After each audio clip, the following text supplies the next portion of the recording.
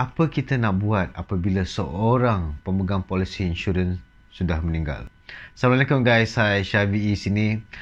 So, thank you again kembali kepada Syafi'i di channel, dan siapa yang baru, hi, hopefully video ni dapat memberi manfaat kepada you. Cuma hari ni bukan Syah akan share, Syah punya business partner. Beliau dah dalam industri ni selama 10 tahun dan beliau dah buat 4 death claim. Kan? So, beliau ni lagi experience daripada Syah. So, Syah rasa dia ni lagi elok untuk cerita. So, mari kita saksikan video ni. Syah mempersembahkan Syarul Hafiz daripada Al-Falah.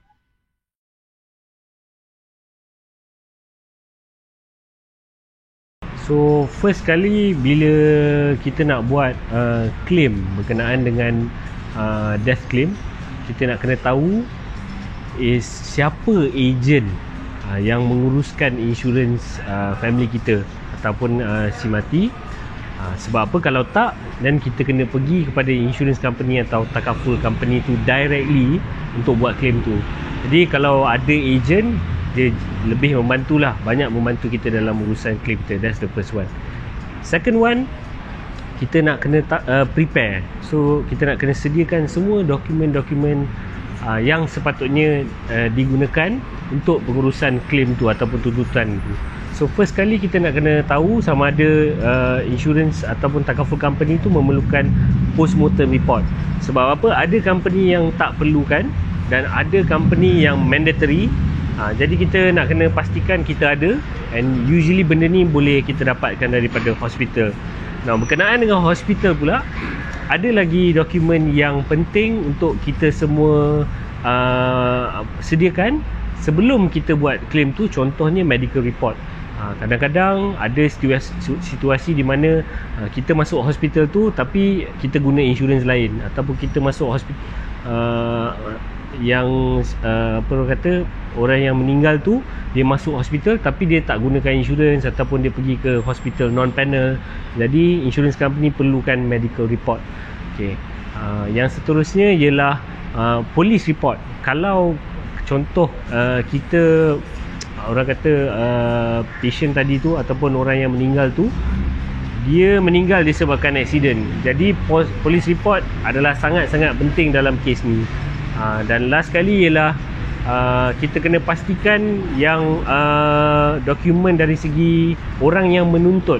Contoh, ibarat kita tuntut untuk ibu atau ayah kita, kita kena pastikan yang kita sendiri sediakan surat sijil lahir mengatakan yang kita ni ahli keluarga kepada si mati. Dan kalau boleh, benda ni bukan mandatory, bukan wajib, kita find out juga siapa penama dekat dalam polisi tu. Sebab apa, adalah lebih baik penama tu sendiri yang datang claim. Dia lebih lancar berbanding dengan kita buat tuntutan tapi nama kita tak ada, kan.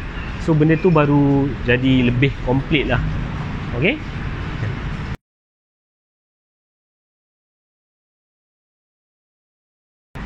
Dari segi berapa lama kita boleh proses sesuatu claim tu, sebenarnya dia very subjektif. Sebab apa, kita pernah buat tuntutan untuk si mati ataupun klien kita sendiri, dia mengambil masa kurang daripada 5 hari. Maksudnya hari Isnin kita submit dokumen, by Friday orang tu dah dapat, family si klien tu dah dapat dah tuntutan dia. Dan ada juga di mana kita buat claim tuntutan tu, dia makan masa dalam 3 hingga 4 minggu. Okey, ada beberapa sebab. Yang pertama sekali ialah sama ada dokumen tu lengkap tak lengkap, kan. Kenapa? Sebab bila kita submit, contoh hari ni kita submit sijil mati. Sijil mati ni memang benda yang paling wajib lah kalau kita nak buat tuntutan kematian. Kita submit sijil mati je. Kita punya police report tak ada, kita punya medical report tak ada, kita punya orang kata postmortem report tak ada. Jadi benda tu kita kena tunggu insurance company atau takaful company minta, baru kita bagi. So kat situ saja kita dah habiskan lebih kurang dalam seminggu ataupun 2 minggu. Okey, nombor 2 pula, kita kena sentiasa communicate dengan ejen kita. Sebab apa, bila kita hantar dokumen tu, sometimes orang kata notification tu dia tak dapat instantly. Kadang-kadang diorang issue surat dekat office. Jadi it is very important that kita communicate dengan ejen kita untuk pastikan yang semua benda bergerak lancar. So kalau semua benda komplit, maksudnya CJMRT komplit, borang claim komplit, borang postmortem, medical report, police report komplit kan, siap dengan nombor akaun siapa yang menuntut tu lengkap, InsyaAllah dalam seminggu atau 2 minggu. Tapi kalau kata contoh kita sendiri bagi satu dokumen, mungkin dia akan ambil masa dalam 1 bulan.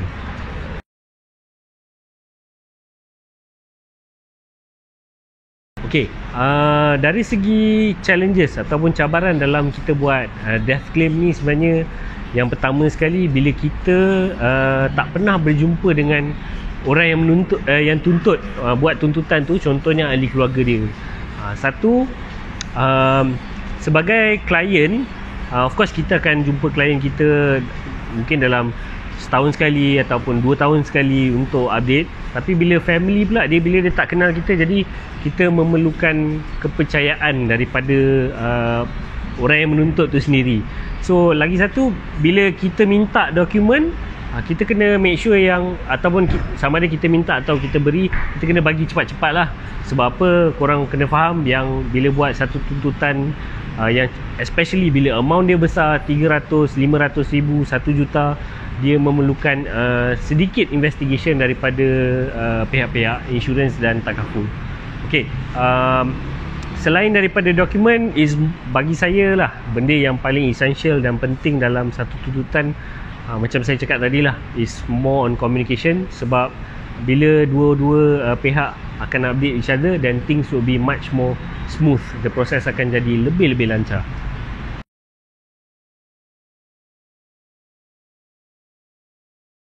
Kalau nak cerita pasal advice ataupun sedikit nasihat lah, ataupun tips kepada semua, sama ada pemegang polisi ataupun ahli keluarga kepada pemegang polisi, kalau boleh korang pastikan yang polisi tu ada penama.